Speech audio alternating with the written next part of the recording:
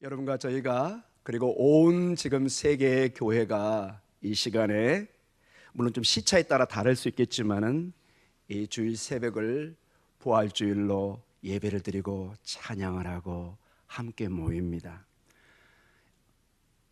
이것은 기독교 역사에서 전무후무한 가장 위대한 사건을 우리가 예배하는 것입니다. 온 세계가 세계 교회가 이 부활을 기념하고 축하합니다. 그러나 사랑하는 성도 여러분, 우리가 다시 한번 도전해서 이 본문과 이 사건을 살펴보았으면 좋겠습니다. 여러분, 이 부활의 사건, 죽음을 이기고 새로운 한 생명이 태어났다, 부활했다. 이것은 인간의 이성과 역사를 정면으로 반대하는 것입니다. 수천 년의 우리의 역사가 그것을 말하고 있습니다. 모든 인생의 철학과 인생의 고민과 역사와 모든 것이 인생은 죽으면 끝이라는 것입니다. 그 누구도 부활할 수가 없습니다. 그 누구도 이 죽음의 문제만큼은 이겨낼 수도 없고 넘어갈 수도 없고 다시 태어날 수도 없는 것이 냉혹한 현실이고, 이 죽음 이후의 부활을 얘기하는 것은 사실은 미쳤거나 바보거나 전혀 우리의 삶의 운명을 거스리는 그러한 내용인 것입니다. 사랑하는 성도 여러분, 이것은 우리의 동료, 친척, 우리의 가족 중에서도 우리가 때로는 죽음을 맞이합니다. 냉혹한 죽음 앞에 엄숙한 시간들을 갖습니다.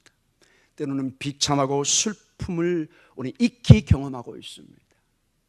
그런데도 왜 우리는 이 부활을 기념하고 이 부활을 찬양하고 이 부활을 예배하고 있을까요? 여러분과 저는 무언가 잘못된 것은 아닐까요? 초대교회는 어땠을까요, 여러분? 여러분, 초대교회도 이 부활을 믿는 사람들이 결코 바보가 아니었습니다. 정상적인 사람들이고 2000년 전의 사람들이나 지금의 우리의 모습은 시대의 환경만 달랐지 동일한 인간이었던 것을 우리는 알게 됩니다. 그들도 똑똑한 사람들이었습니다.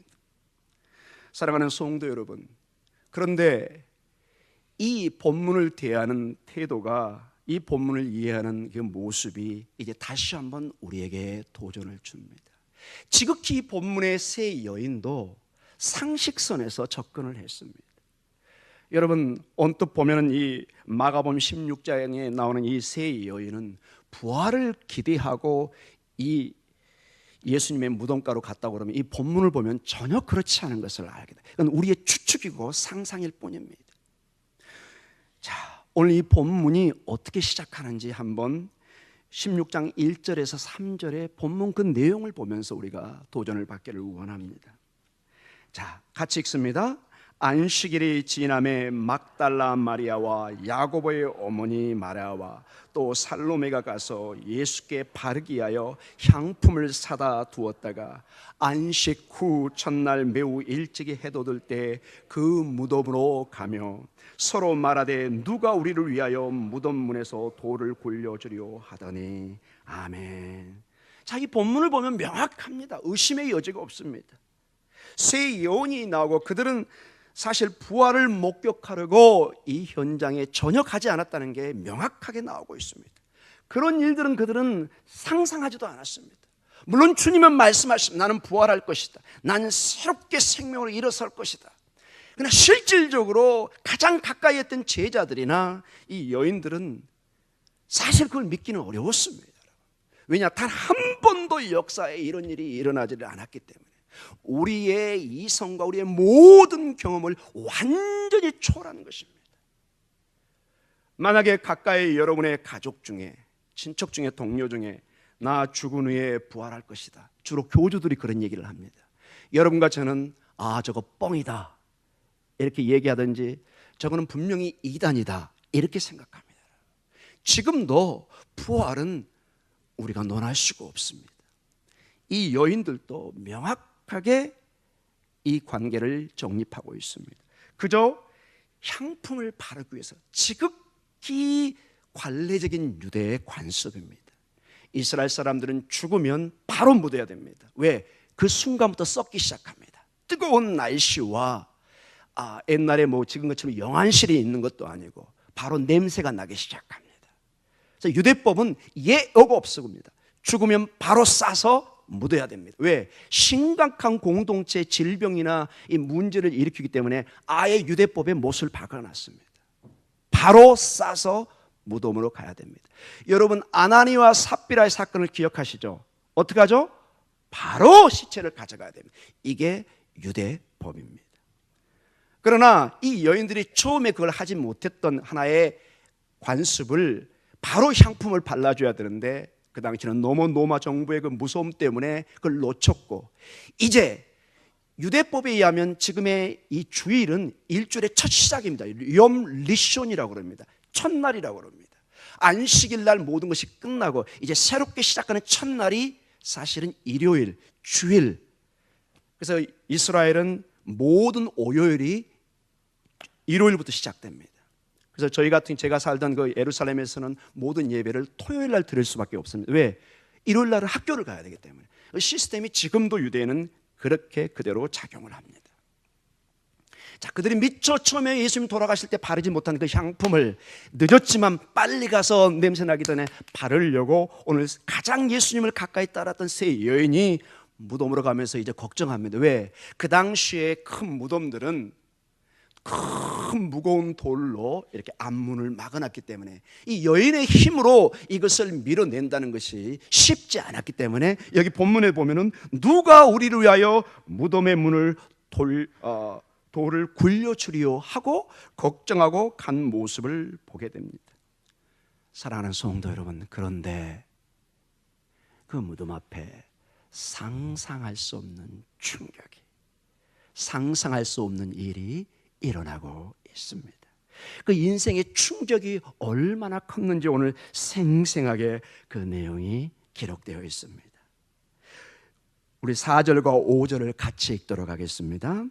눈을 들어본즉 벌써 돌이 굴러져 있는데 그 돌이 심히 크더라. 무덤에 들어가서 흰 옷을 입은 한 청년이 우편에 앉아 있는 것을 보고 놀라며 6절입니다. 청년이 이르되 놀라지 말라. 너희가 십자가에 못 박히신 나사렛 예수를 찾는구나. 그가 살아나셨고 여기 계시지 아니하니라. 보라, 그를 두었던 곳이니라. 아멘. 깜짝 놀랄 일이 일어납니다. 깜짝 놀랄.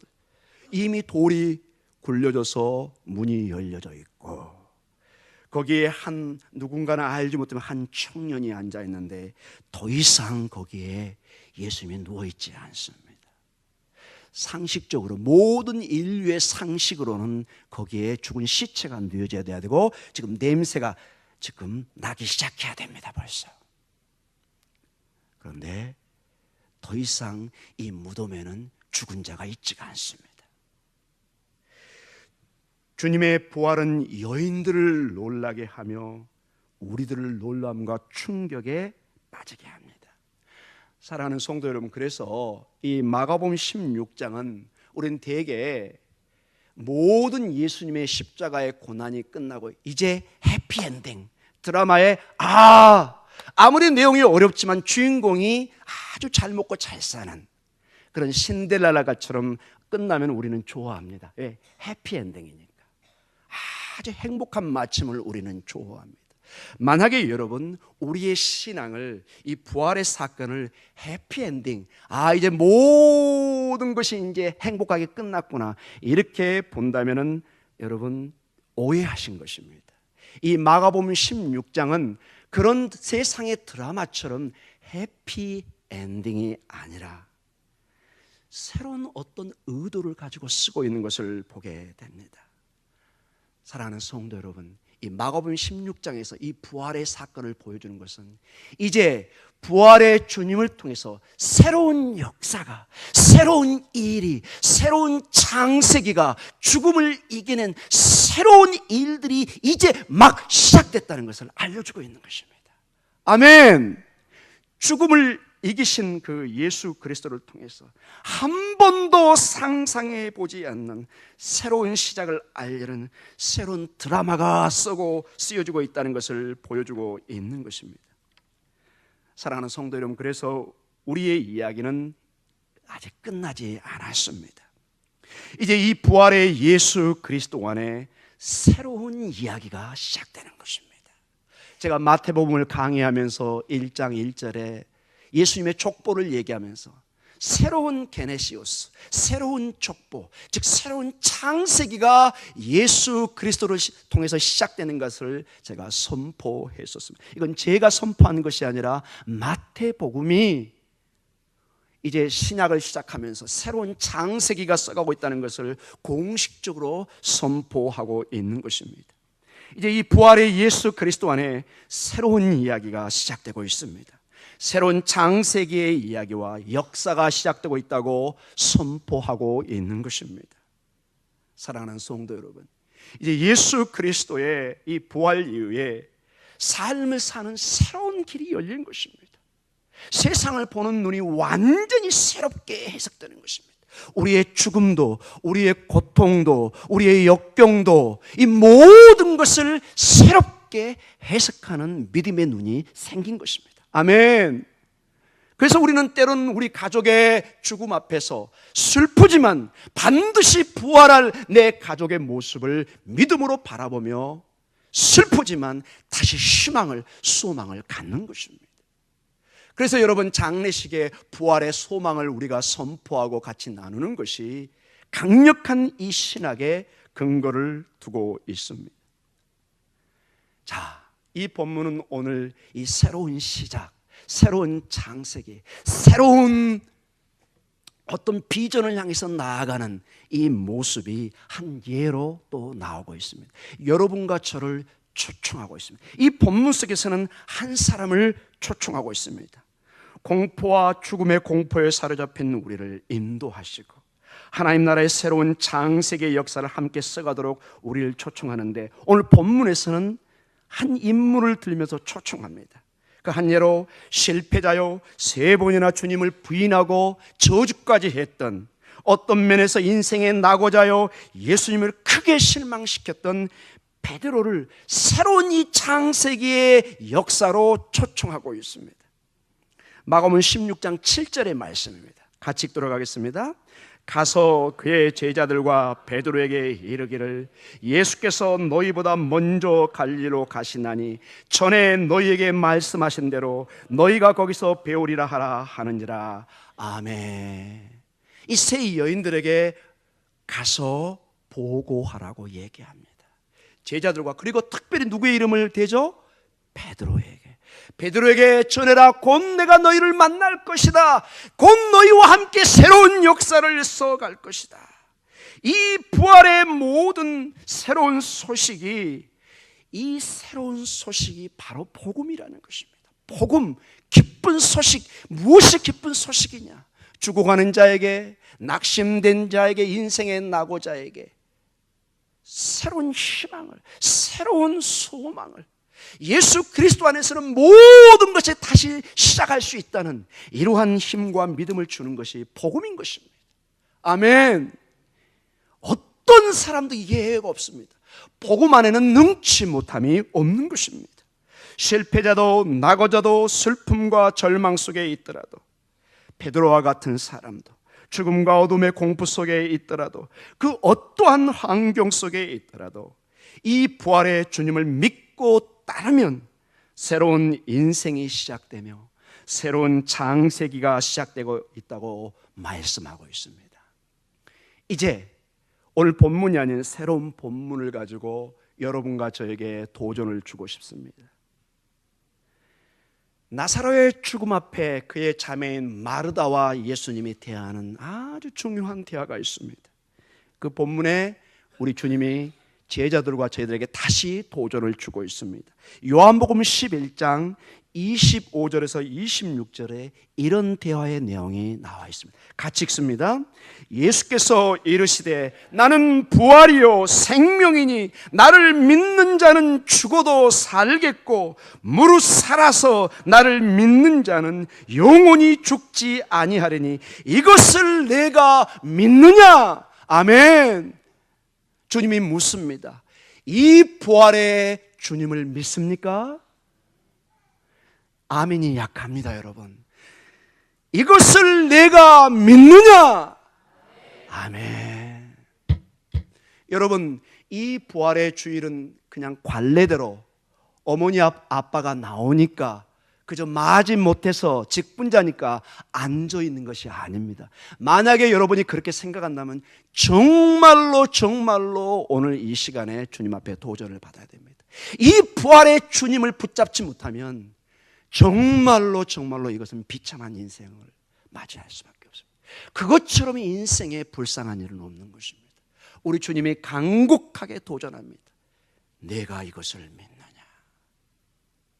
사랑하는 성도 여러분, 구약도 오직 의인은 믿음으로 말미암아 살리라고 하박국 선지자가 얘기했습니다.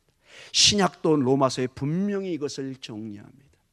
의인은 오직 믿음으로 말미암아 살리라. 오늘 부활절을 통해서 오직 의인은 이 부활의 주님을 믿는 믿음으로 살 것입니다. 이 부활을 선포하는 것이 우리 목동중앙교회의 마지막 사명입니다. 이 부활의 주님이 이제 마라나타의 주님으로, 재림의 주님으로 오고 계십니다. ING입니다. 말발굽 소리를 듣고 계셔야 됩니다.